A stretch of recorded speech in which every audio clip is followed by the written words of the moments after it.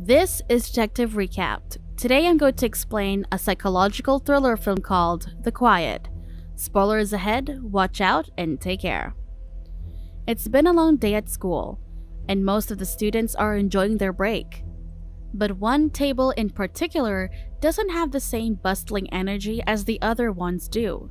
Dot is an orphan teenager who's deaf and a social outcast, and she's sitting by herself while watching everyone else.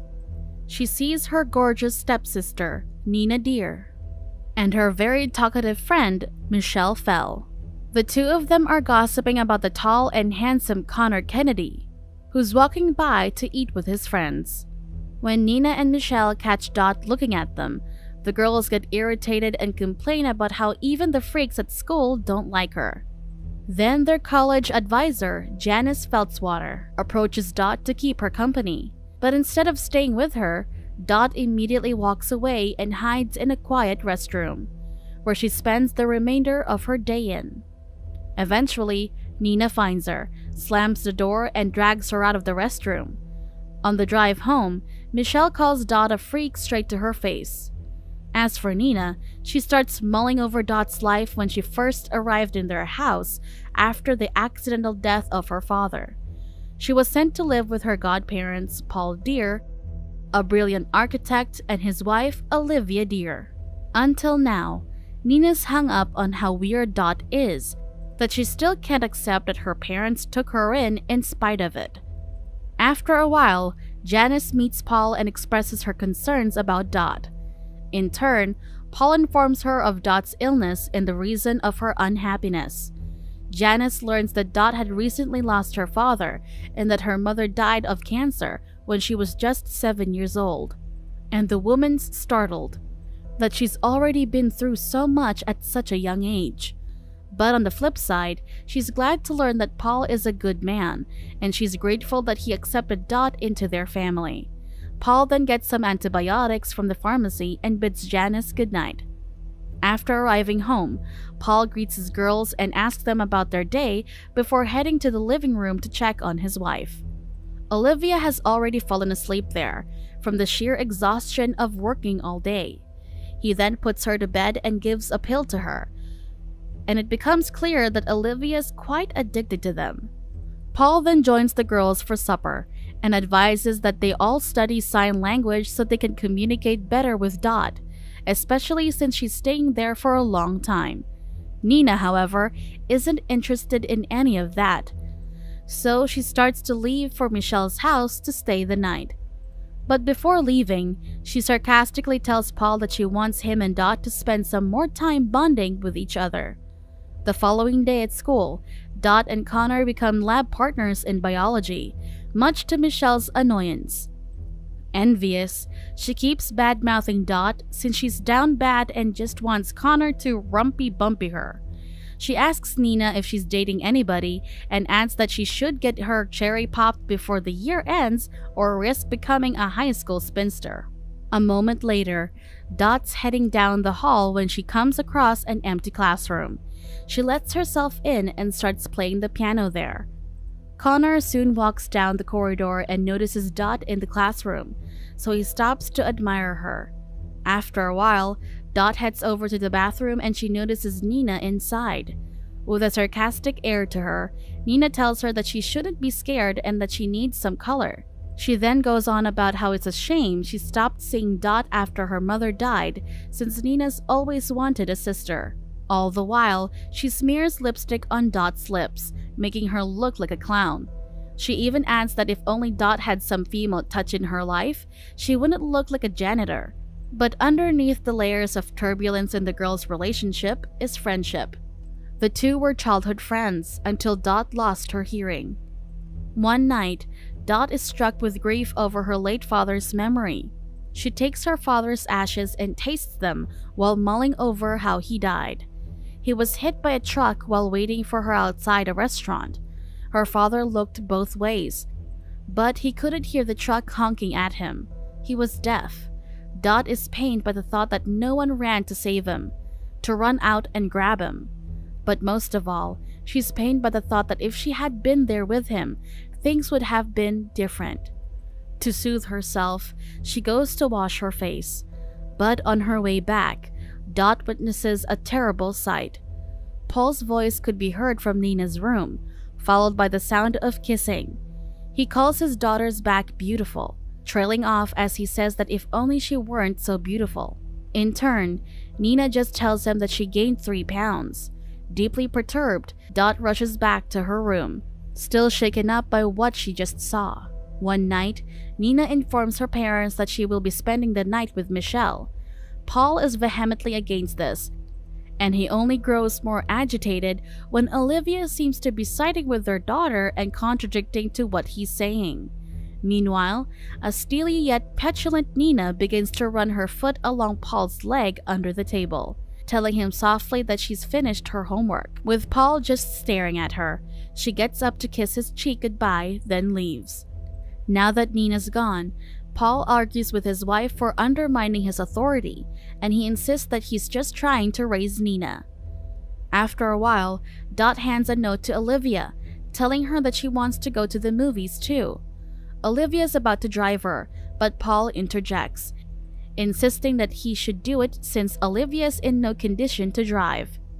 On the way to the movies, it's clear that Dot's very uncomfortable around Paul. While in the theater, Dot keeps a close eye on Nina as she watches the movie with her friends. Connor notices Dot, so he suggests inviting her, but his friends immediately reject the idea since she's a buzzkill.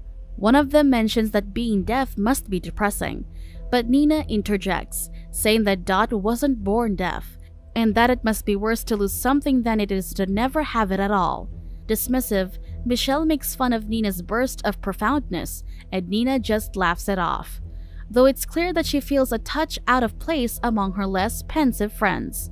Dot can't sleep after getting home, and she's ready to leave her room when she sees Paul approaching. She immediately returns to bed and pretends to sleep, while Paul enters her room.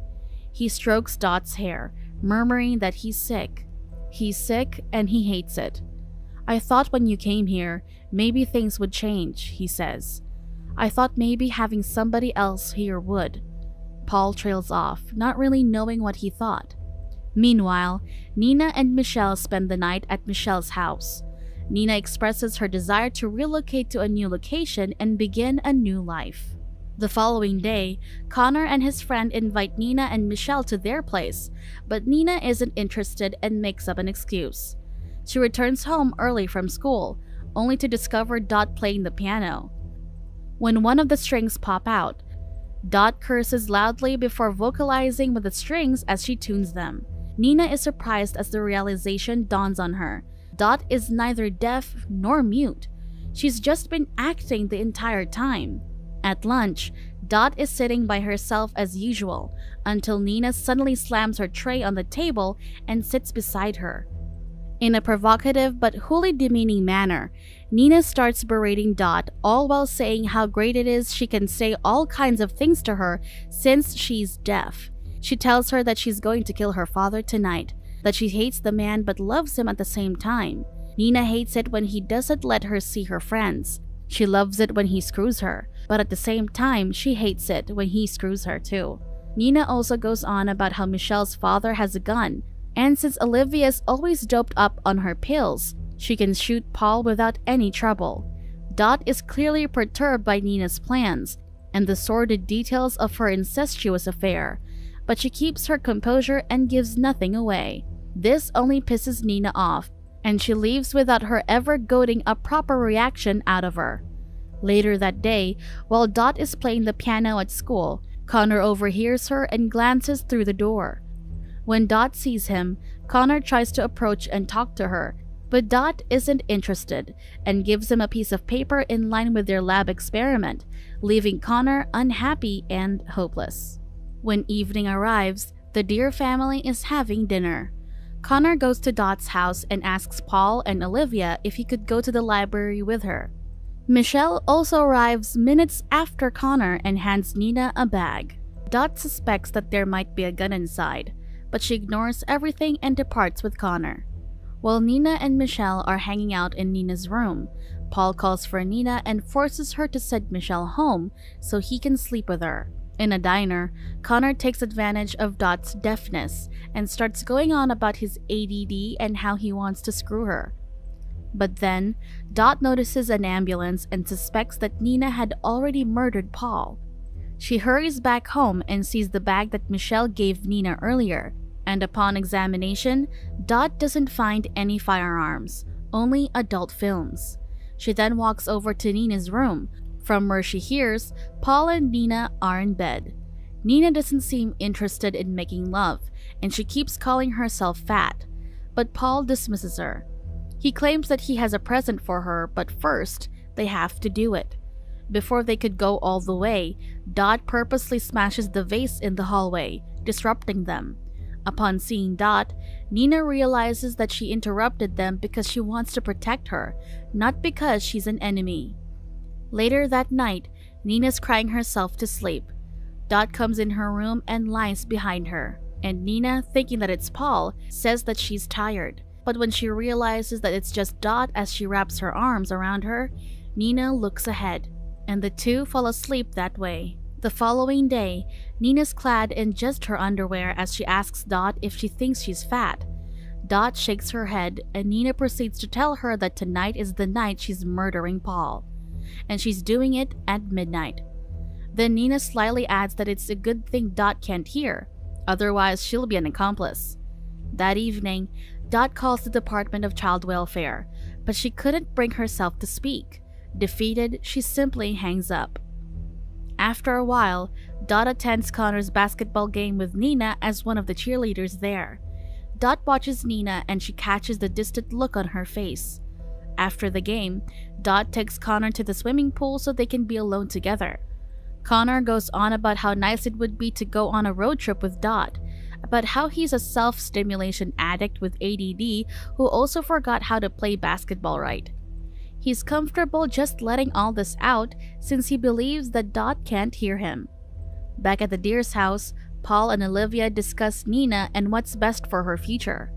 Suddenly, Olivia tries to seduce Paul, but he rejects all of her advances since his attraction to his own daughter is stronger than his attraction to his wife. Back at the pool area, Dot finally gives in to Connor and undresses. They then share a feverish kiss. Meanwhile, Nina returns home to find Paul waiting for her. He gives her a new purse, which makes her happy, so she lowers her skirt and whispers in a sultry tone that she'll be in her room. After sharing an intimate moment with Connor, Dot realizes that it's nearly midnight. Alarmed, she dashes back home.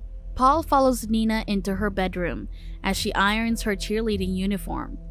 But before he could get intimate with her, Nina stops him and urges Paul to close his eyes, saying that she has a surprise for him. She's all but resolved to burn Paul's face with the hot iron, but Dot comes home, slamming the door to make her arrival known. Nina gets cold feet, and she puts the iron away. Instead, she lies about being pregnant and needing $1,000 for an abortion. Struck with dread, Paul agrees to give it to her tomorrow. Later, Nina slips into Dot's bed with her and stays there. The next day at school, Connor approaches Dot, and with the lunch lady as the signer and interpreter, he asks if they can go to the spring dance together. Unfortunately, Dot declines his invitation, citing that she's not right for him since she belongs by herself. Still, Connor is hell-bent on taking her to the dance. Later that night, Nina tries to help Dot get ready for the dance, but Dot's not even interested in going. While doing her makeup, Nina takes on a distant tone as she tells Dot that she's about to be an only child. She's going to kill Paul that night and leave with the abortion money. Nina sounds lost, going on about how she'll probably just be a stripper. And from the way she's talking, it's almost clear that this isn't the life she wants for herself, but she can't seem to find any other choice. When she finishes talking, she puts some lipstick on Dot, saying that Connor would go crazy if she kissed him. This time, she puts the lipstick on properly. Before the girls could leave for the dance, Paul notices the tampon in Nina's bag. He confronts her about it and accuses her of lying about the pregnancy. While Paul's aggressively berating his crying daughter, Dot's playing the piano downstairs, and she hears everything. Olivia's in the living room herself, her blank eyes wide as she seems to be hearing everything too. But she doesn't do anything. Soon enough, Paul's berating escalates into violence as he slaps Nina around and attempts to force himself on her. At this point, Dot's had enough, and without thinking, she pulls a string from the piano and rushes to Nina's room. She strangles Paul with the string, yelling at him to leave Nina alone as the man bleeds on his sobbing daughter. When Paul collapses, Nina cries out. In her state of shock and trauma, she curses Dot for killing her father as she sobs over his dead body. Suddenly, Olivia speaks, saying it's a miracle that Dot can hear. She witnessed everything in a state of senselessness, wholly unconcerned about her husband's death, but astounded by Dot's ability to communicate. Michelle arrives at Nina and Dot's place to pick them up. They leave the house shortly after, changing out of their blood-soaked dresses. After arriving at the dance party for a few minutes, Nina smokes some cigarettes, and Connor invites Dot to dance with him. Eventually, though, Dot begins to leave, and when Connor calls out to her, she stops. Finally, he discovers that Dot can hear all this time, and he's completely furious that she just let him go on and on about his embarrassing problems, which mostly had to do with his overactive wiener. He explodes in rage and storms away despite Dot's apologies. Nina and Dot flee the party and rush along a dark forest towards the riverbed, where they can bury their blood-soaked dresses inside the backpack. Here, Nina asks Dot why she pretended, and she explains that she wanted to be closer to her dad, who was deaf. Besides, Dot wanted to be invisible to everyone else, too. Nina sympathizes with her, and they get to burying the bag. By the time they got home, the girls are stunned to discover that there are already police cars outside their house. As Olivia is being taken to the police car, she stops to talk to Nina. Frantic, Olivia takes the blame for killing Paul with a piano string, and she solemnly apologizes to Nina, saying that she never wanted him to hurt her. She asks her daughter if she can ever forgive her, and the police takes her away. The next day, Dot and Nina play a duet on the piano, free now from years of pain, suffering, helplessness, and loneliness. Subscribe to watch more videos like this. Turn on notifications. And leave a like, it really helps the channel out. Thank you for watching.